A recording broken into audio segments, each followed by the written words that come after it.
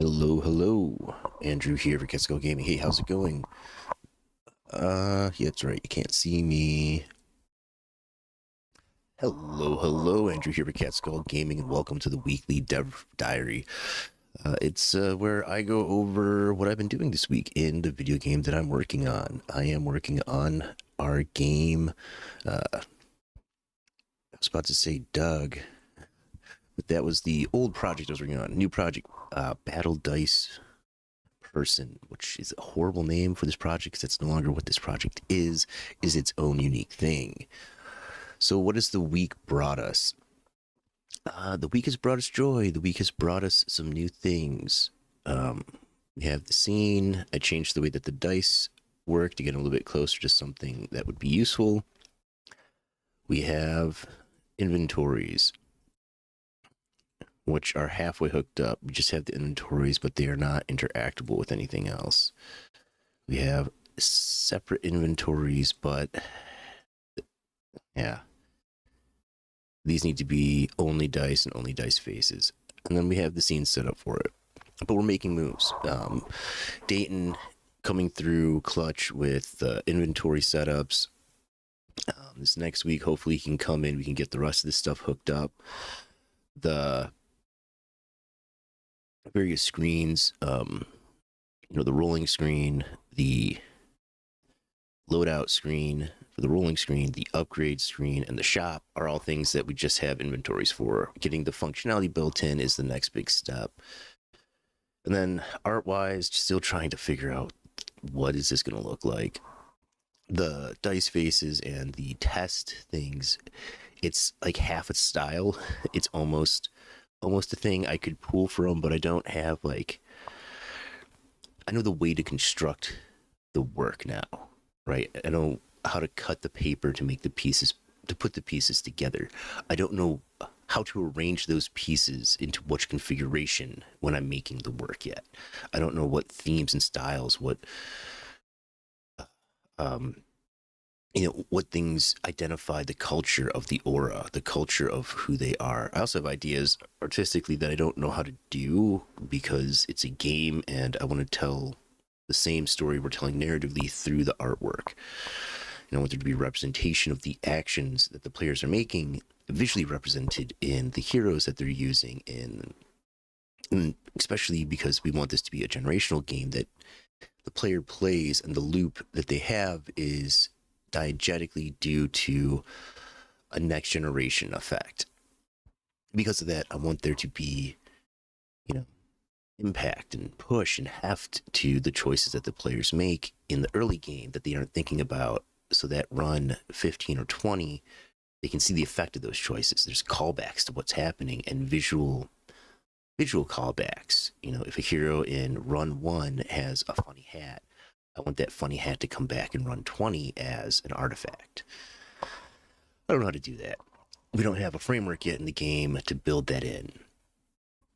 So, I have ideas like that I want to pursue, and I keep running into these artistic blocks where I could just decide a thing. I could just say we're going to do Greco-Roman. It's going to be Greco-Roman neo-sci-fi. Lay out what that is, and just that is the aura theme. That's what we're doing. Zim Zamzar. We're done. But I'm working with people. I am collaborating with others, and because I'm collaborating with others,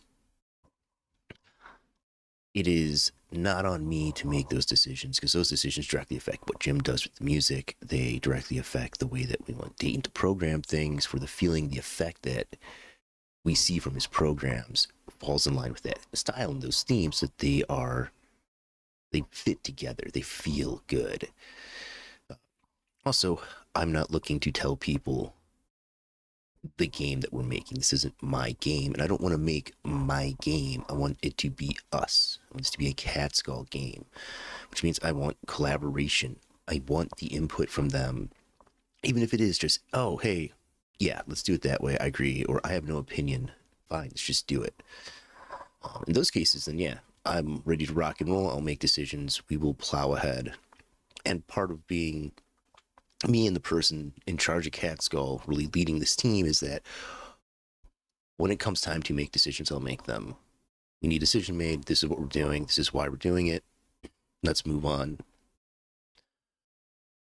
But when it comes to the game, what we're making, it's very important to me that everybody on the team is collaborating. Everybody is part of the processes.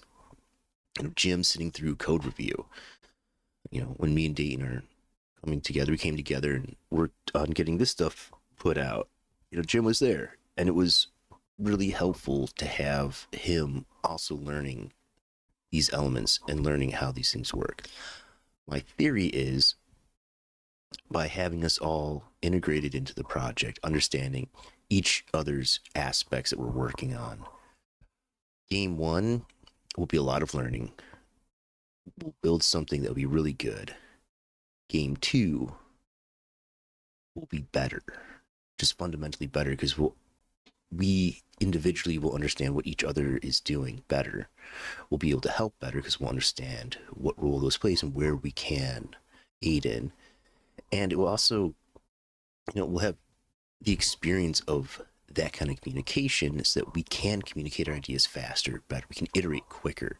We can get them out faster. One of the frustrations I have with working with the team is I have to wait. I fucking hate waiting. Jim, post more music. Come on, man. I just want to hear what you're doing. It sounds fucking amazing. I hate waiting so long to hear, like, oh, is this what your thing's at? What you're thinking? I want us to figure out a theme, and I need that musical input to figure out what that theme is, what direction you want to go in. Dayton, program faster, dude. Come on, man. I don't want to wait for you to hook things up. I could just go in and hook them up myself and make a total mess of it. Just program faster. But when me and Dayton got together and we sat down and we did the inventories, it took us like 2.5, 3 hours just to get a system he had already built implemented. It takes time, and I have to constantly tell myself, my teammates, waiting for them to do the thing that they do good. One, it's going to be better than if I did it. And two, it gives me time to work on the art things instead of not wasting time, instead of focusing on other areas that someone else can do better. It's something I have to constantly remind myself. My team members are not slow. They're not dragging ass. They're doing the work. They don't work like I do, which is fine. Nobody does. I cannot expect them to work the way I do. I need to take a deep breath, focus on my own area, focus on what I'm doing, and then do what I can to encourage, to help, and to multiply the effect of their work on our project. And that's been a huge learning, huge bit of learning and huge bit of something that I've been trying to deal with, working with other people. An unpopular opinion is I don't think making games is that hard. I think it's actually easy. I think it's incredibly easy. And in fact, it's never been easier to make a video game.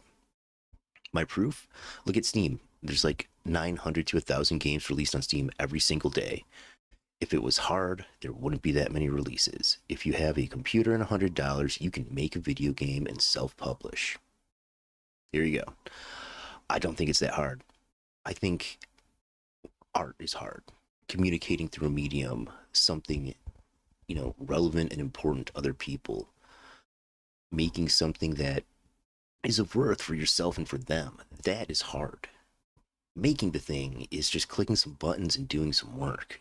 Easy. It's the communication, it's the artistry, it's the coming together and sharing a vision with a group of people and then sharing that vision with another group of people. Those are the hard things. And I'm loving every minute of doing those hard things with my team and seeing us grow as a team and seeing our project grow. It's been great. It's been wonderful.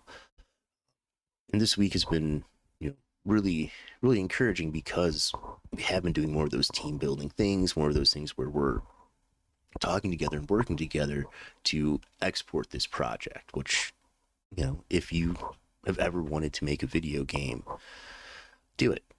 The only thing stopping you is you, and maybe a computer because you do need something to develop on. But for the most part, if you have something to develop on, you can download Godot, Unity, or Unreal, Game Maker Studios or Pico 8 or any of the other hundreds of engines. I'm pretty sure there's hundreds at this point of engines out there that are free to use, 100% free to use. You can make a game. Get $100, you can put it on Steam tomorrow. It's not that hard. What is hard, what is truly hard, is the good part. It's the making of worth. It's the, execution of something that is more than just a regurgitation of what has come before.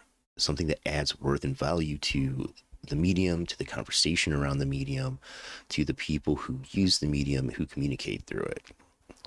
But this has always been the artist's problem. This has always been the trouble I've run into as an artist is, why should people care about what I make? What value does it bring to them? Personally, as a sculptor, it's something I've always, for my own personal work, I've always struggled with that. And it's why I gravitated towards public works, because public works provide tangible value to communities. They are great things that elevate and energize the space and the communities around them. Video games are an entertainment medium. They provide entertainment. They can tell stories and they communicate and they do such wonderful things that as an artistic medium, it is very exciting to work in. And it's cutting edge. It's digital. It's shareable and spreadable in a way that, my old medium of sculpture just wasn't as present. So, bit of a ramble, bit of a rumble, but that's my week. It's been really good. And yeah. So this next week, I'm going to keep working on stuff. We're going to keep building and adding on, hoping to get to a nice demo gameplay loop where we can start to get our beta testers, tissue testers, and get feedback on, is game fun? Is game okay? And dare I say, game good? But that's it for this week. Since I'm the only one who watches these, Andrew, when you watch this in a year or so, remember, you're in the fun part. When you look back and you're like people say that there's unfun parts to, there aren't unfun parts to work, but the work that you genuinely enjoy, there aren't really unfun parts. So, well, I hope this all gets out onto YouTube. I can see my OBS acting up. I'm going to go ahead and call it there. Thank y'all. If you do end up watching this, thanks. Hey, hi, welcome. This is Cat Skull Gaming. If you're at all interested in our video game or the things that we do, go ahead and hit the like and subscribe button. Really appreciate that.